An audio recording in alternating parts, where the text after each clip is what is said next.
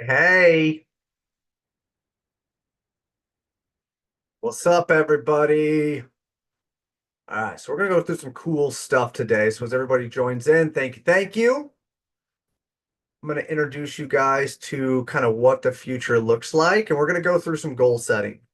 And we're gonna break it down. I'm gonna break it down, not show you guys a bunch of goals that are set, goals that are done, but I'm gonna show you guys how to be able to set some attainable goals for yourself, right? Whether you're a service coordinator, whether you're a service manager, wherever it is, we're gonna start talking about goal setting.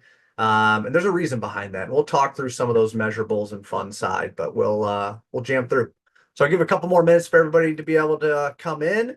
My question for everybody inside the chat: do you guys have your 2025 goals set and rolled out to the team? There's one thing to be able to say they're set. There's a whole different world on if they're rolled out to the team, right? Because goals are great. Those are created by leadership or managers. Rolling them out to the team is the art of delegation, because there's a lot of stuff that we need to do inside the business.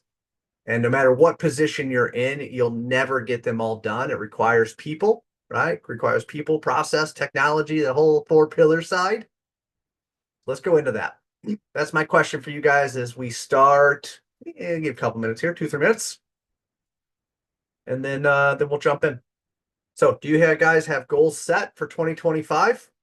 And when I say a goal, just to be a little bit deeper inside there, do you have a vision of where you want to be December 31st, 2025? It could be a number of trucks.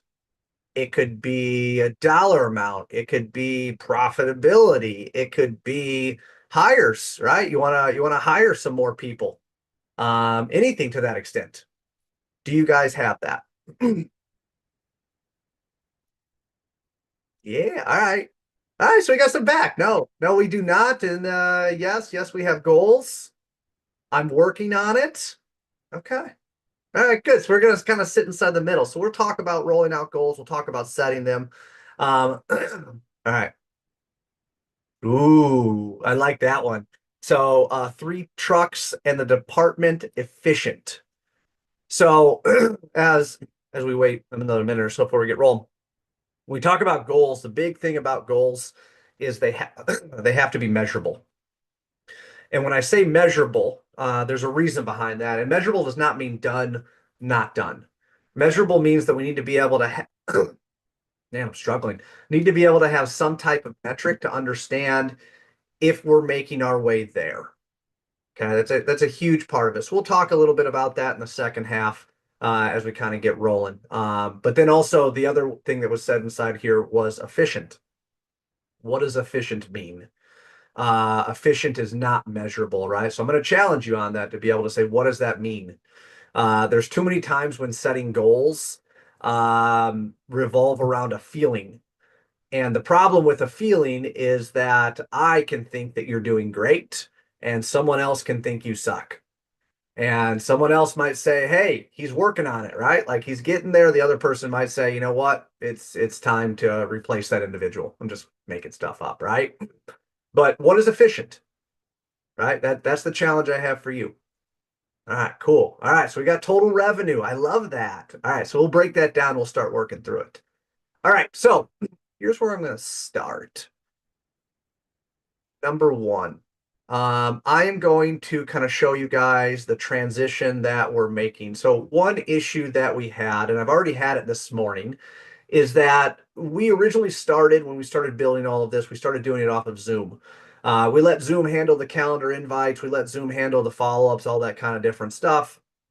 We had some issues with that. We started moving to Google, which is kind of how I'm managing everything up to this point, where you guys would each week, right? You'll get an update from me saying this event's been updated, and it's probably because I added people to it because, again, we continue to grow, which is a great thing. However, it sucks for you guys to have those email updates come to you every single week. So I want to show you guys what we're transitioning to. Everyone should have updates here in the next, I'll say, couple weeks, is the end of January to be able to have this rolled out. So what you're looking at is a community. And this community is ultimately hosted by school. That's the platform that we're using. But just about everything that you guys need access to is going to happen here. If you have access to Kajabi, so Kajabi was where we hosted a lot of our videos and different things like that. That was great. I mean, it did a good job for time being, but it didn't allow us to be able to have the interactive side that we really wanted. So moving over to school, which if you haven't got the invite yet, you guys will in the short term. We do have two communities, just so you guys know. There is a free community to this. So the free community doesn't have nearly what I'm going to show you guys, but to be able to know that you're in the right one, eight-figure service division, right, the logo will be black.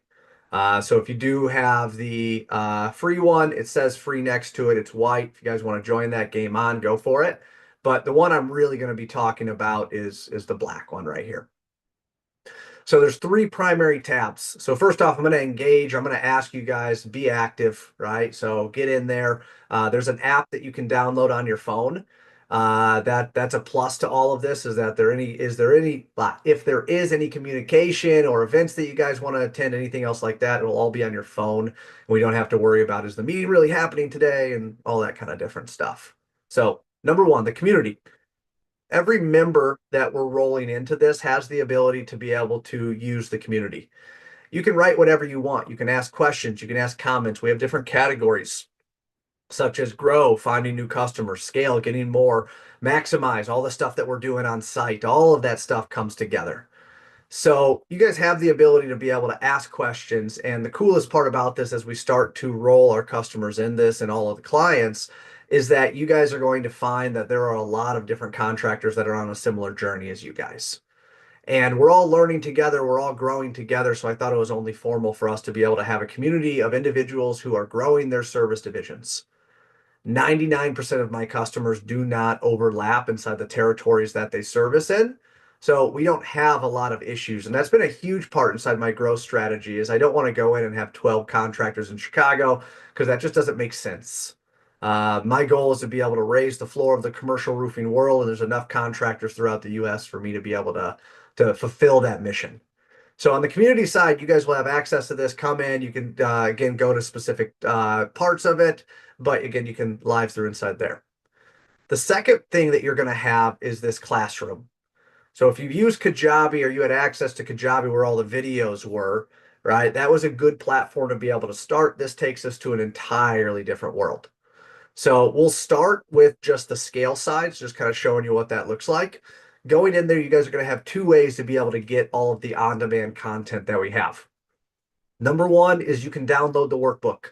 So we have a workbook both for grow, scale, and then maximize. And we'll talk a little bit more about maximize because that's an area that we're going to be diving in specifically for the service side for you guys to be able to get more information and more content, not only for you, but for your team. So again, the entire workbook is in there. Every video complements it. So we're going to go through the workbook and then we're recording videos. They're anywhere from 4 to 6 minutes long where you guys can go in and you guys can learn about the business. So if you want to learn about growing new customers, right, which is finding new customers, growing your business, you can do that in here. You can watch each one of these videos. It gives you all the checkpoints, all the different sides that go to it. The part that I'll show you guys, which I think is probably going to be one of the coolest, is I've been working with the NRCA and I've been working on a lot of different master classes to where you guys have the ability to start using this content, not just for yourself to be able to watch it, but it's going to allow you guys to be able to enroll or utilize yours to be able to bring, let's just say, your technician. So a technician master class. So I've been working with the NRCA for several months to be able to have them adopt this masterclass as a way for new service employees to be able to watch the videos and ultimately sign a piece of paper saying, hey, I understand what my primary role is. As a service technician, it is much more than fixing roof leaks. Roof leaks is just what we do, right? The experience is what we deliver. So we talk about mindset, travel and labor entry, when to start travel, when to end travel, why it's essential to billing, right? How many times have you had a technician tell you, oh, I forgot to punch in, sorry. That's a massive impact to experience, right? So why travel is essential to customer experience. Documenting repairs from a roofing related side and from a photo and documentation side. Material entry, again, all of that comes in here to when you guys onboard, or if you guys want to bring your technicians up to speed. I'm going to tell you, number one, you guys watch this, make sure that it aligns with what you guys want in your business. But this becomes a resource for you guys to be able to use every onboarding for new customers, I'm sorry, new technicians that you guys bring on board, right? So that's the Service Technician Masterclass. The second thing that I'm working on is the Service Coordinator Masterclass. So you'll see I have level 1 and level 2 in here. So talking about ticket notes, due date management, ticket review, all kinds of different stuff that goes into my level 1, level 2, and then level 3 service coordinators. So if you are a service coordinator, if you're looking to hire a service coordinator or whatever it might be, you guys now have the resources to be able to come in and understand what are the core competencies, what are the core skills that we need to know in order to be able to do our positions to the fullest, right? So level 1, 2, and level 3, right, we'll be rolling out here probably in the next 30 days or so you guys will have it. The last part, and again, this is all on demand, is the Service Manager Masterclass. A lot of times I've been doing this live. We're going to start training that a little bit, and we're going to have an on-demand side. So again, the live courses are hard. I know it's hard to be able to schedule and block that time outside of the meetings that we have. So look for all three of these to start coming into play, which ultimately is still going to result inside our level 3 service division. But these resources are going to be here. Now, the one thing that I want to talk to you guys about that's changing a little bit within the series is that we absolutely have our version 2 workbook, right? That's all of the SOPs, right? Standard operating procedures. But what we've really been focusing on is how can our technicians help us grow the business? Because that's what this comes down to, right? Invoice ticket, customer experience, all that stuff goes into play. But what we've put together is basically 3 separate areas. So I'm going to condense these so you guys can see them and kind of understand how they go together. So one is on-site upsells. So when I talk about an on-site upsell, what I'm talking about is our technicians finding additional work on-site that we can complete. Now, there's an entire variable inside here, intro to them, finding additional work, effectively communicating with your client, all of the stuff that's here. We also have an advanced side, which goes a little bit deeper into how to get the most out of your on-site upsells. We then go into post-job proposals, creating proposals when you guys leave, right? So this will tie in a lot to the second part when we start talking about goals, is that not only do we want to create, right, or not only do we want to be able to fix the leak, we want to be able to continue the relationship with the customer. So a post-job proposal is a proposal that you guys create when getting off the roof. My rule, or I'll say tolerance, is that 80% of the jobs that we run have a post-job proposal with them, which means your technicians need to be acting as if this was their building, acting as if this was their grandma's building, whatever it is. So they're looking for additional items. That can do amazing things when it comes to the number of proposals that are in your sales reps' hands and you guys becoming that trusted advisor that we always talk about. It's like, hey, while we're out there, we also found this. The last part that we'll dive into is maximizing proposals, so increasing your proposal value. So we have a 5-step process, and I'll walk through a little bit of what that looks like today. But ultimately, when we do an inspection, okay, and just because it's a post-job proposal doesn't mean we can't cover these 5 areas. Number 1 is roofing, right? Membrane. That's always straightforward, right? Cold welds, punctures, open curb corners, whatever it might be. Got that. Number 2 is sheet metal. So sheet metal, obviously your flashings, your gutters, your downspouts, any wall panels. I've seen metal awnings, all kinds of different stuff. What metal capabilities does your business have? And are we looking around to be able to execute all the metal work that we're able to present? There have been way too many times where there has been metal or sheet metal work happening off the roof, right? Still completely within our capability, but we just overlook it. There were years where I never replaced wall panels on self-storage buildings simply because we just never thought of it, right? At the end of the day, it's a corrugated panel that's held up by fasteners. We can do it easy, as long as there's no structural damage. And it was worth hundreds of thousands of dollars to us. So implementing these 5 steps, right, can do massive things for your business. So roofing, sheet metal, waterproofing, So again, I ask you guys your capability with waterproofing, not just sealants, right? Can you guys do control joints? Do you guys have the ability to be able to do split face brick or actually spraying waterproofing on? There's a lot of stuff that goes downtown, a lot of stuff at schools. I used to do all of that for like the graffiti warranty and different things like that, right? Are we looking for those types of failures? Are our technicians trained to identify those types of failures? So roofing, sheet metal, waterproofing. Now these next two go deep. So safety. And when you talk about safety, it can get really, really wide. But I'm going to tell you the easiest ones that we can do. Number one, painting gas lines yellow. They are trip hazards. Do we have the ability to paint gas lines yellow? Number two, roof hatch railing. Anytime you go on a roof hatch that puts you within 6 foot of the perimeter edge, you are in violation of OSHA. Do we have the ability to be able to quote and install roof hatch railings? Been to IKEA, you have the capability to do it. Your crews have the capability of doing it. And then the last one, I'll say skylight protection, right? So walk pads can go inside there, skylight protection, different things like that, that would allow us to be able to ensure that that roof is safe. When we're up on that roof, again, let's act as if, right?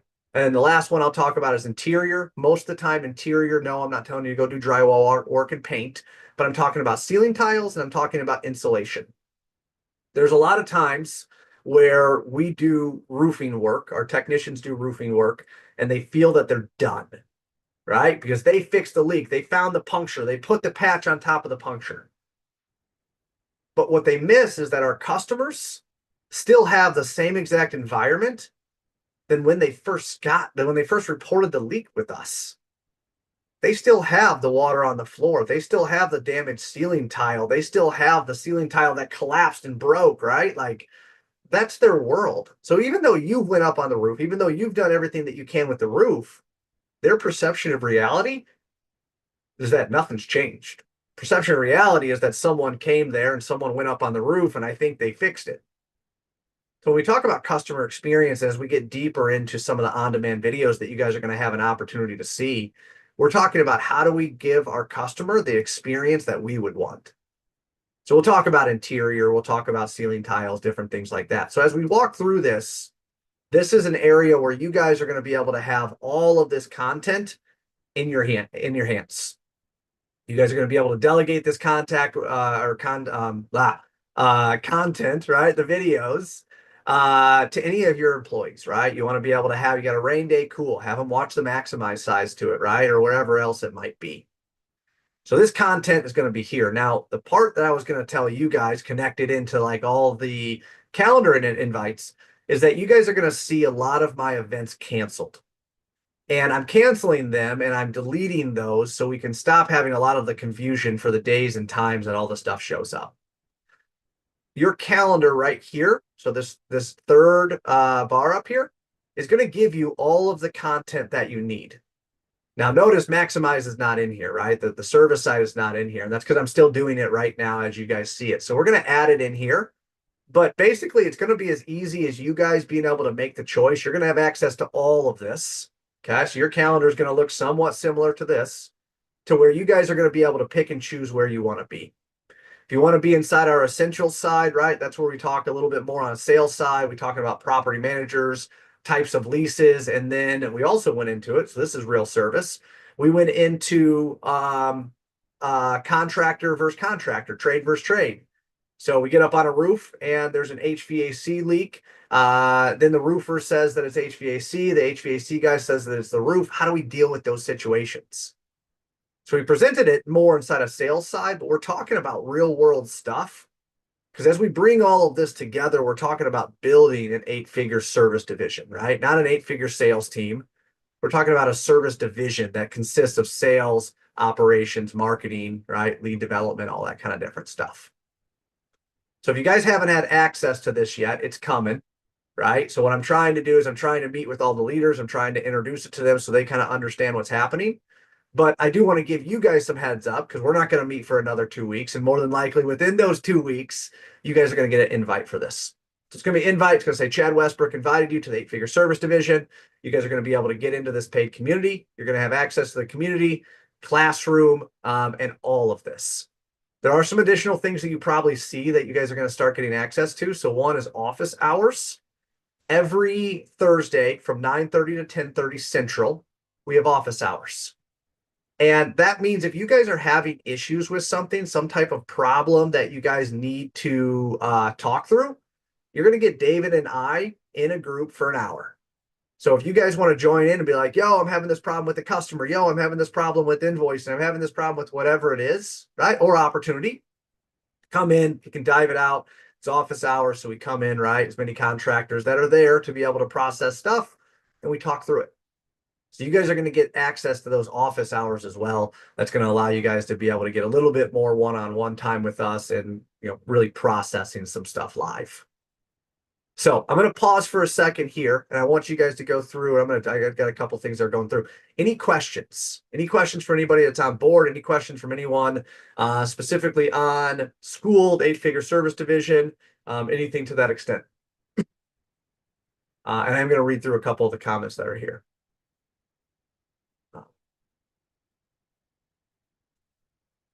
Da, da, da. All right, so that's a good question. We'll go through that.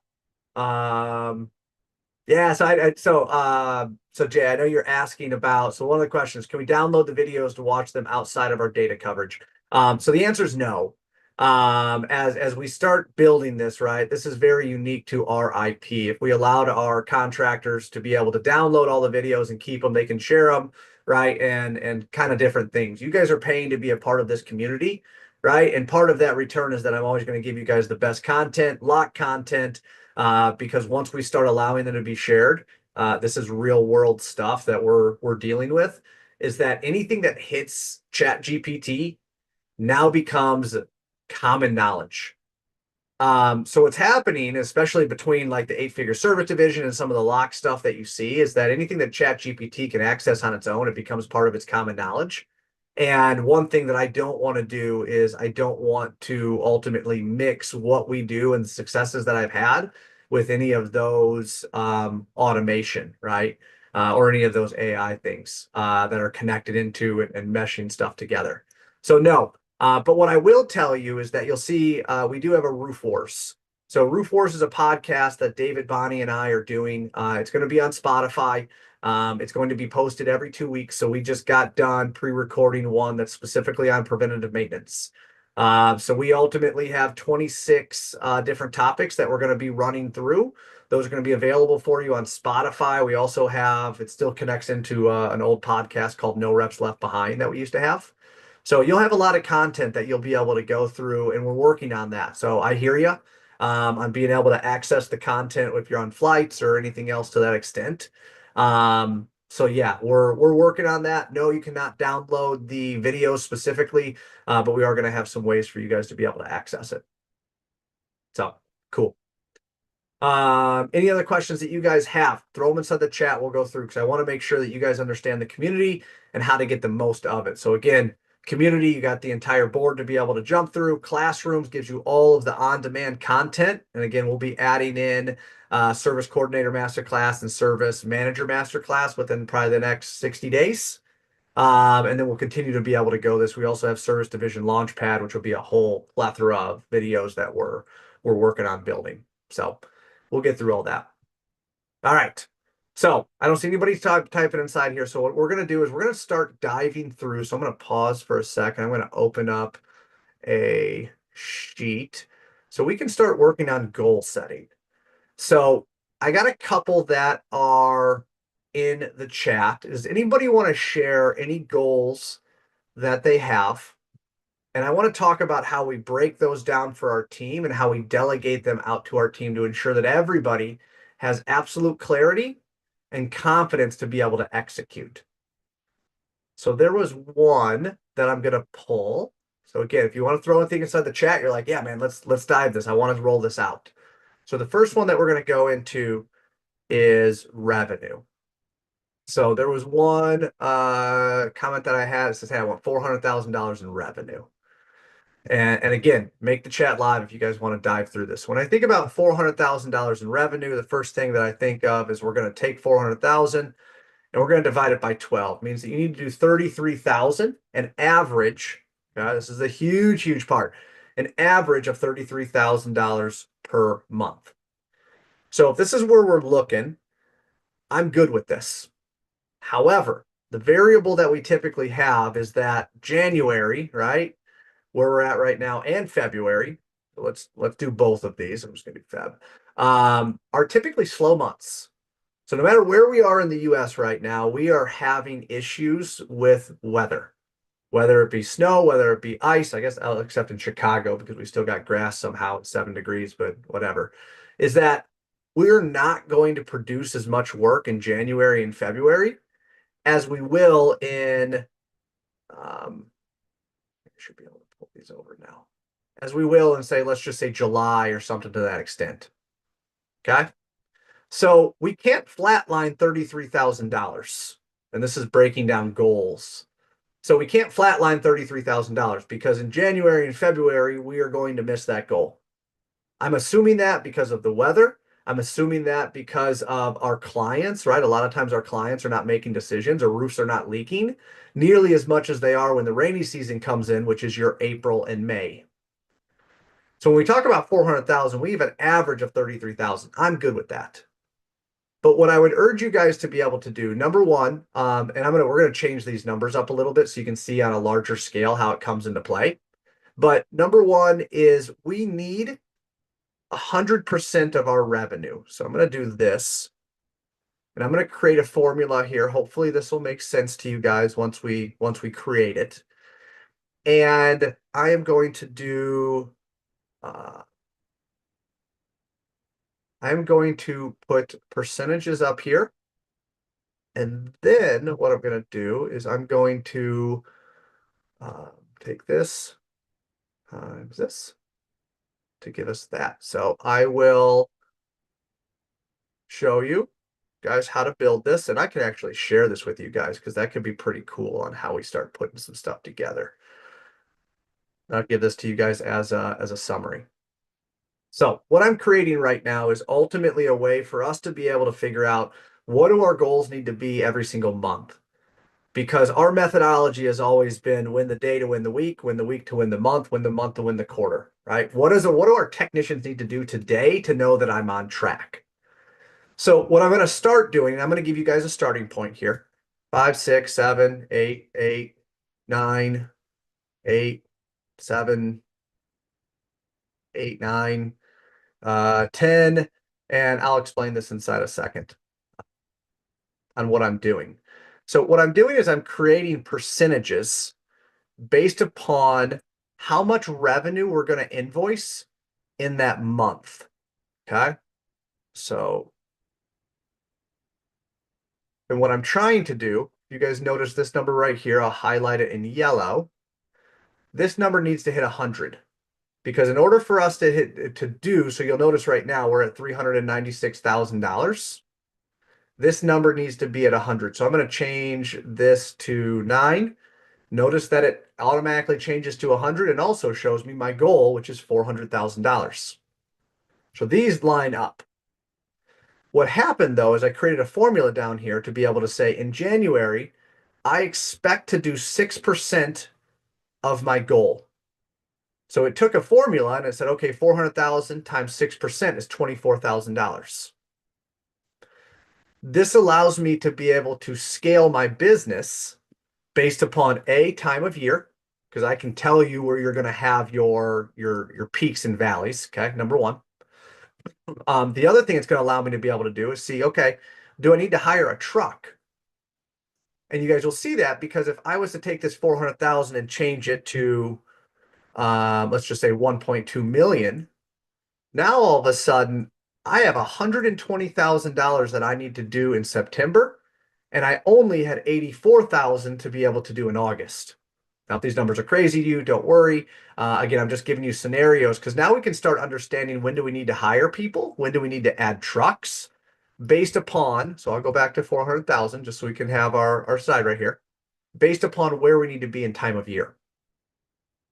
So any questions on this, throw it in here because I'm going to keep going deeper so you guys can kind of understand how to set your year up and then also some of those fluctuations that you're going to have. Okay.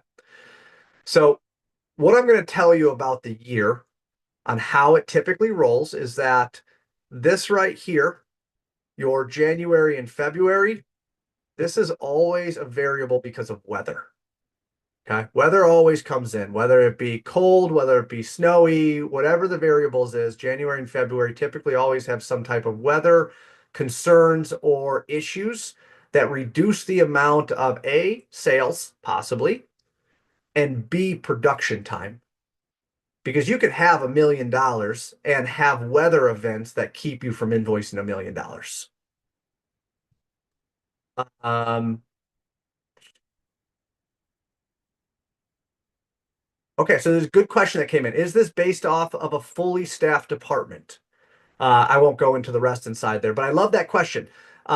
People are after this. This is a goal that you're outlining. People come into this, right? So people, process, technology goals. So we'll talk about that as we grow. But I love that question because at the end of the day, we might do 3 loops. We might turn around. We might fire people. We might hire people. We might lose a truck. We might gain a truck. But at the end of the day, the goal is 400,000. Right? So how are we getting to that 400,000? That's what we need to be able to do as service leaders is to be able to ensure that we have a plan that supports the goal. The goal is great. That's a vision. That's where we want to be. What's the plan that supports that? So your January, February typically are always weather dependent. Some type of weather plays an event inside here. Then we go into, I'll say, I'm going to make this green and I'm going to say rain. I should have made it blue. I will just because of the rain side. So this is rain. This is, well, so we'll do September. We're going to change this to yellow. This is dry because what happens is, right, all of a sudden we come in, we got weather that plays a factor. We get into spring, we get the spring rain that comes in. This drives a lot of reactive work. Then we hit our summer, July, August, June, July, August, September. Something inside there typically is dry. Then we get into our last 2 months. I'm going to go back here. What happens? We get our end of year, right? Things start changing. Season starts coming in. Now we got rain again. And then this one right here, I'm changing to red in December because this is holidays. The biggest thing that we play against every single year, especially this year, was really, really rough is holidays because we don't have the time, right, between all the different stuff that's going on. We don't have the time to be able to produce it. Right, hit on Wednesdays right now. So depending on what your schedule is like, you were off for 2 weeks, or you worked Monday, Friday, or you worked Monday, Thursday, Friday. Those are a big variable into the revenue that you guys have the ability to produce. So if you see it a little bit differently than I have right here, that is absolutely beautiful because now what you guys are doing, you're starting to track trends because you're going to understand, okay, well, weather's going to be a factor here and we're going to have rain here. And if you guys are responding to roof leaks, you're not going to be able to produce as many contracts. So understand as all of this kind of comes together, this is how we're setting goals. Now, the question that was asked inside here was people, right? And that's a great, great question. So I'm going to change my percentages up here a little bit, and I'll show you why in a second. So I'm going to go 9, and then I'm going to stay at 9. We're going to go 8, 8, 9. Actually, we'll do 8, 9, 10, 10, and 8. All right, so we're going to do that. So what I'm going to show you guys is this. What do we want to do? I'll do this. I'm going to create a chart to give you guys a little bit of a visual line graph. And that line graph sucks. All right, so I'm not going to create a chart, but what I'm ultimately trying to do is show you guys as revenue increases, right? So we're looking at this specifically $400,000 goal. As revenue increases, we have to understand what are our trucks capable of producing. So if we look at what a normal truck does, 2,000 a day, 10,000 a week, 40,000 a month. So if we're looking at $40,000, that is a truck that is fully operational, that is operating, I'll say at goal or at what I would consider good, right? Great, we're getting to that 12,000, different things like that, but high level. So we're looking at a truck in January that's at half staff, right? 24,000, 28,000. This can create an issue with gross margin. Because much like you said, when you said that, right? If you have overhead that's there, you have a superintendent, you have a general manager, you have a service coordinator, a lot of times $28,000 isn't going to be enough to cover that overhead. So there's a whole different variable on that, that right now we're looking at revenue. Gross margin is a different game, but this allows you to at least set your revenue goals, right? Which can then support gross margin, which then can support the amount of backlog, all those kind of different things that flow in.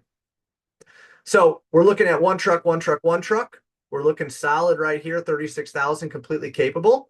But what I will tell you is that looking toward the end of the year, October and November, we are projecting that that truck is going to be moving at full capacity. And based upon your process, that might be a problem.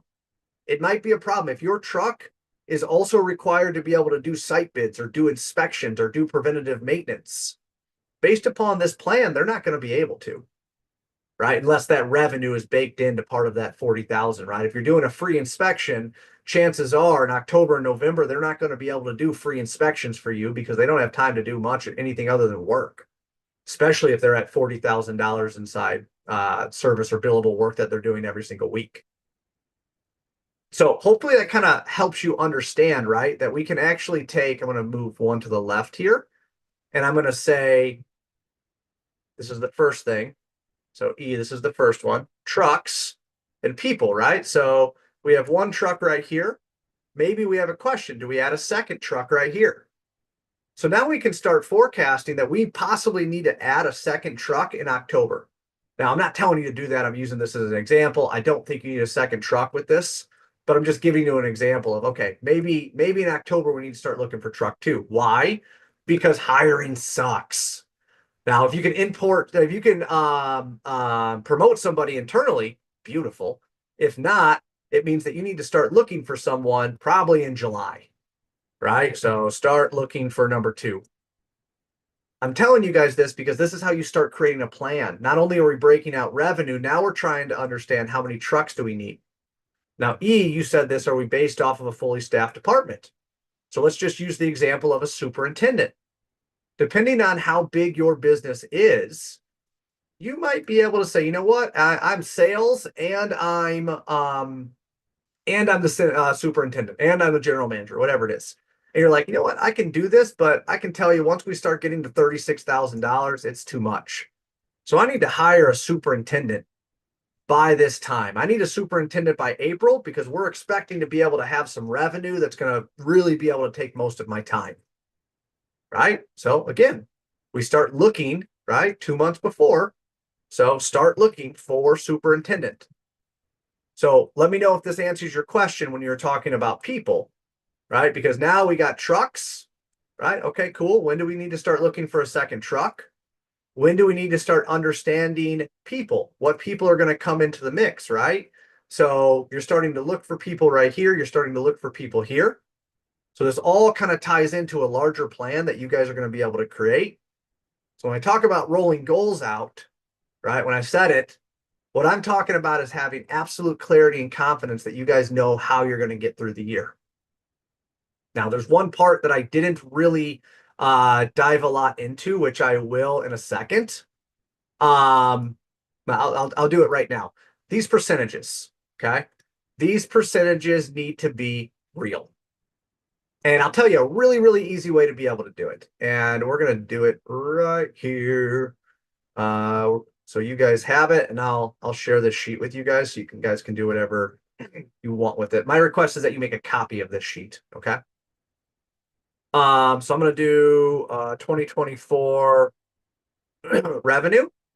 And then what's going to happen is you guys are going to input your numbers down here. So I'm going to change this to yellow down here. This is where you guys will tag your stuff in. So what you're going to do, and I'll get the formula to be able to work, but you're actually going to tag in your real invoiced revenue from January. So we're going to say it is 19,238. And then it's going to be 23,250 or whatever it is, right? Then we're doing 30,000, then we're doing 40,000, so on and so on. What's going to happen is I'm going to create a formula for you where you're going to be able to see, okay, how much of that total revenue was that, right? So as we keep tagging numbers inside here, you'll see that number keeps changing. So, and I'm just randomly tagging in 6 numbers each time, just so you know. And then I'll carry this over because what's going to happen is this is going to give you your trend of year over year. I'm sorry, month over month of where you guys were. So I'm going to take this and it's in what I need to lock.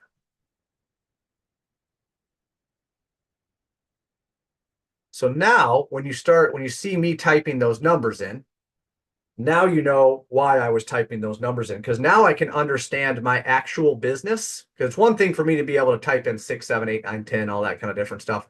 It's a whole different world for you guys to be able to start tracking what your real version is, right? So we're 3% here, 5% here, 6, 8, 9, 14, 26, right? Again, you guys know I made the numbers up, right? But then you can see, okay, I went from 26% to 9%. Well, we had a big project. So as you start calculating this, and this is where I come in, right? This is where my specialty is to come in and be able to say, hey, I don't like how this jumped up from 14 to 26 to 9. How do we flatten that number? Right. And we work on logical goal setting, but this area right here is going to allow you guys to be able to ultimately understand where is your revenue at. This will allow you guys, and this is a revenue breakdown, 400,000, right? We need an average of 33,000. That's cool. However, we're not just going to put $33,000 divided by 12 and just hope that everything is exactly the same every single month because every month is not the same. Weather plays a factor, rain plays a factor, people play a factor, all of the kind of different things that play in, especially if you have a large growth goal. It's a massive part that you guys need in order to be able to understand when are you looking for people, how's the weather going to play a factor, and you guys know all of that. All right. So, any questions on breaking down revenue? And I'm going to share this with you guys. So, sample revenue breakdown. I'm going to share this. Lucky enough, I made it in my personal account. So, congrats to you guys.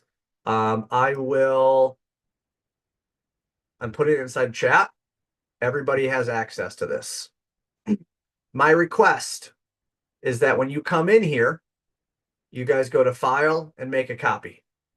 And I only say that for the respect of everybody that's in here, because if we go in and we all make edits to it, then it could break the formulas, all that kind of different stuff. So just file, make a copy, and then you guys will be able to go inside there, right?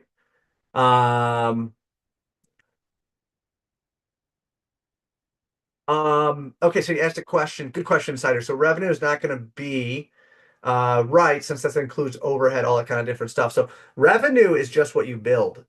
So this is just the dollar amount that you build. So overhead, anything else like that, that's all goes into gross profit. So we don't have to worry. We're not working on anything on gross profit right now. All we're working on right now is just top line revenue. So what does that invoice say? And I just even to make it simple inside here, include tax. No need to be able to make this harder than what it needs to be, right? So if your invoices include tax, just put the bottom dollar inside there. What is it? If you guys are using Centerpoint, a lot of times you can just go to the invoice side on Centerpoint, go to invoices, just take the bottom number. It'll get you directionally correct, right? It's not going to be perfect. It's not going to be something that an accountant would typically accept, right? They might poke holes in it, but for what you guys need, 100% easy. So make a copy of it, tag your numbers in. All the formulas should work out the same. Figure out what your 2024 revenue is, right? Then you can start tagging real numbers up top to be able to say, okay, where do I see my peaks and valleys? Peaks mean that, hey, this was a really, really good time of month. We got a lot of work done, right? Because it was dry or because it was rain or whatever it is. So hopefully that helps. All right. Do we want to break down one more with the time we have? That's a choice that you guys have.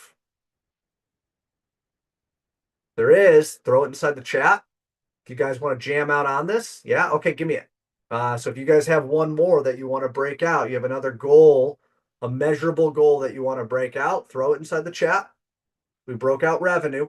So now we know, okay, what needs to happen. And then, right, so I can say this by month. We want to be able to take this further. Sorry for everybody who's already copied it. We can do week, right? So then we just take this divided by 4, right? I'm just making it easy. I know there's 5 weeks and different stuff like that, but I take that divided by 4. There's the weekly revenue that you need to be at. So 6,000, 7,000, 8,000, 9,000. That's the weekly revenue goals that you need to have. So again, delegating this into your service coordinator or whoever else it might be. Now we understand the week. Now we understand the month. And again, you guys get the formula, right? Break that down. Ooh, all right. Okay. Maintenance plans. Dun, dun, dun. All right, so I'm creating a separate tab. So revenues number one. We're going to go into RTM projections. All right, so this is a deep one because there's a lot of variables with this. So 40 RTMs. That is the goal. So the first thing that I'm going to ask you is, do you have, I'm not going to ask you, we're going to do assumptions on this. So we're going to work backwards. So sales, we need 40. Quotes, we don't know.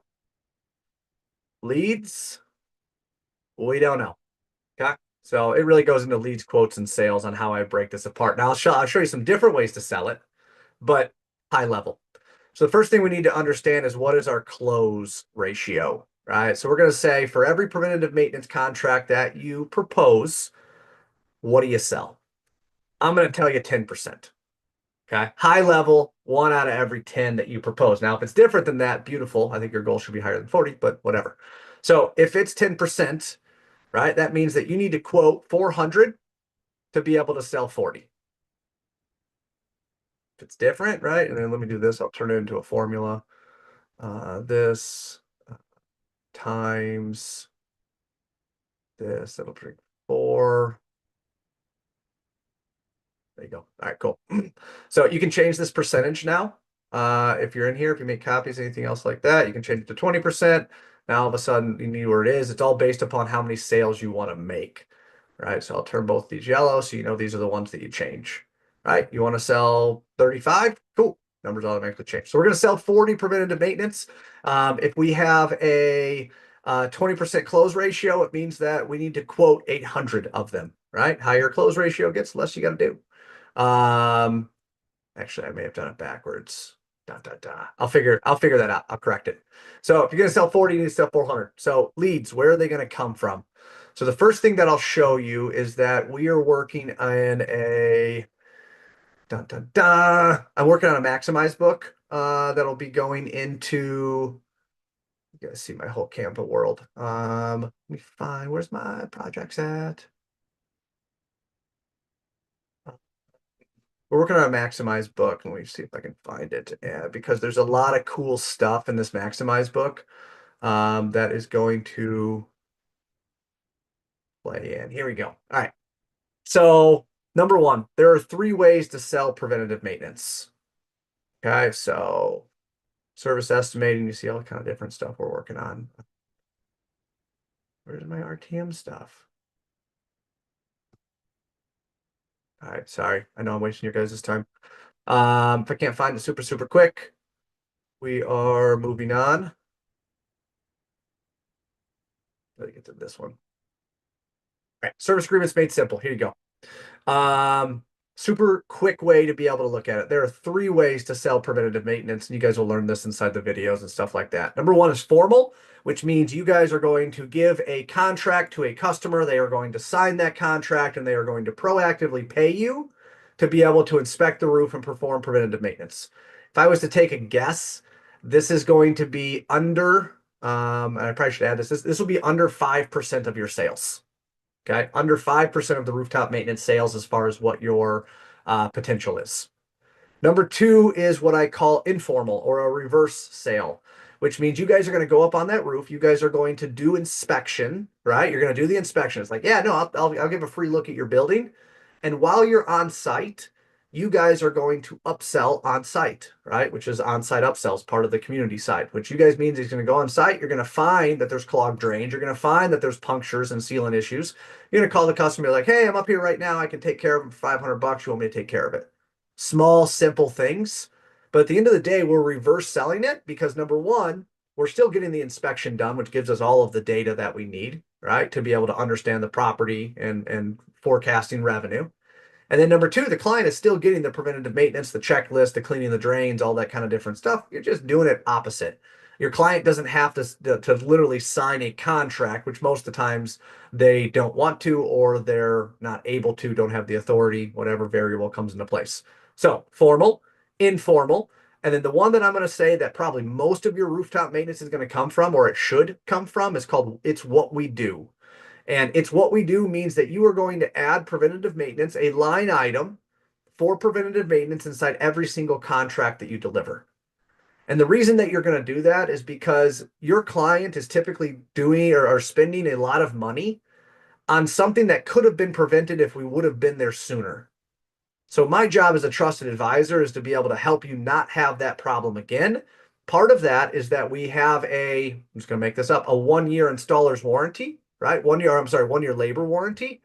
So at the end of that 1 year, we're going to come back out, inspect the building, do some preventative maintenance, and make sure that our repairs are holding up just as good as they've ever have. That has been the most successful way that I have gotten back on roofs annually and not had to sell a preventative maintenance agreement or have them sign a formal contract. So at the end of the day, preventative maintenance, right? And I know, Kay, we're going through this, right? But like preventative maintenance is the act of reoccurring revenue, getting back up on that roof, having the potential to quote more work and performing preventative repairs that'll help extend the life of the roof. You can sell it on a formal contract. You can do a free inspection and you can upsell on site, resulting in the same thing, just a little bit different on how we got there. Or you can just add it into every single contract you have and you can say, hey, it's just what we do, man. Our job is to be able to help you find those issues before they become problems in your building. And at the end of our 1 year warranty on this, we're going to be back out here helping you stay in front of that. Now, the cool part, they don't have to award a separate contract. They award the contract they have with you. You come out there 1 year later for free and you do it. So you don't have to sell them anything. You just say, hey, I'm coming out for my free inspection. I'm coming out for our free rooftop maintenance that you guys paid for last year. I'm just going to come out, knock it out. Then you guys get the inspection. Now you guys get a proposal. All that stuff kind of flows. That's the hard part because the number of proposals, when I talk about the breakdown that we're doing here at 400, might seem crazy to say you got a 10% close ratio. So in order for you to sell 40, you have to sell 400. But what if I told you, right, leads, right? So what leads if you have you? What if I told you is that you delivered 150 proposals and all of them, right? So it's what we do. All of them is it's what we I'm sorry, I'm messing. What if 150 came from it's what we do? You just added them on to the contracts that you're already delivering. And then maybe another 100 that you have is going to come from informal. And this is new meetings that you guys are running because you're going to run a new meeting and the client's going to say, yeah, no, it's fine. You can give me a free inspection. What if you flip it? You do the free inspection and now you upsell your preventative maintenance. Okay. So now we're at 250. We're still not where we need to be, right? And then maybe we quote, maybe we quote that. So again, it's not the perfect way to be able to break it through, but if we start figuring out, okay, how many formal rooftop maintenances are we going to deliver? How many of those can we add to our contracts that we're already delivering? How many informals can we do, which is, hey, we're in the area. You want me to take a look at the roof? Be happy to jump on it, give you an inspection report while you're up on the roof. Find some preventative maintenance. Turn that non-billable free inspection into a billable inspection while providing value to your customer. It's still a rooftop maintenance visit. You're still doing the inspection, you're still doing the preventative maintenance, and you're still getting paid. It's just all on how the process works. And if the client, again, will accept on-site upsells, some of that stuff that's kind of moving through. So really, if we were at 10% close ratio and you are selling 10% of it's what we do, nah, dude. The other thing that we can do is we can also do it by, I'm probably making this harder, but we could also do it by percentage to be able to say it's what we do. How many of those do you sell? That would ultimately be your close ratio. Then you can say informal, how many of those do you sell? Right, so 50%. And then formal, how many of those do you sell? Let's just say 10%. So now instead of this, right, now we can start breaking it down this way. I'm going to put it inside here. This will be the last breakdown that we do. But now we can say, okay, if I quote 150 and I have a 40% close ratio, I'm going to sell 60, right? That already kills your whole thing right there. If you had a 40% close ratio on it's what we do. Now, if I was to tag that down, if these numbers were real, right? So informal, I'm just going to say 30. I'm sorry, formal, I'm going to say you're going to propose 30. Informal, I'm going to say you're going to do 75 and 150. I mean, you should deliver 150 quotes in a year. So if you look at this right here, and this is what you ran on these close ratios, you're going to have 100. So play with these numbers. You know what you need to sell, right? So what's your goal? If your goal is 40, cool, no problem, right? But then we can also kind of start working through where are they coming from and what's your close ratio. So you got a 10% close ratio, a 5% close ratio. That don't mean anything. Your preventative maintenance is coming from it's what we do. Adding it onto your contracts, that hits you right there. Even if you only did 100 proposals in a year, that hits you. Helpful? This is what I got. Hopefully this breakdown helped you guys. You guys will be getting invites to the 8-figure service division community here shortly.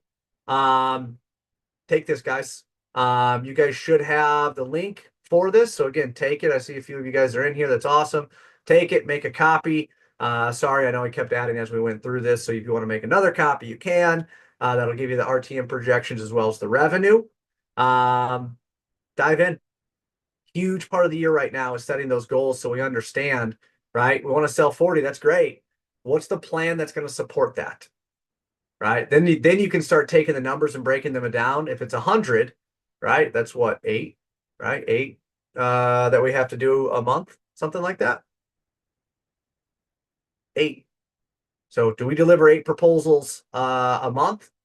If we do, can we include 8 preventative maintenances on there a month? And if so, at a 40% close ratio, it'll get you what you want. Cool. Anything else that you guys need? Throw it inside the chat. See if it all aligns for where we want to be. If not, you guys are good to jump off. I appreciate it. Like I said, you'll be getting the school invite here in the next few days and continue jamming through. Eh. All right, guys. I'm gonna assume that's it. Thank you. Have an awesome week. See ya.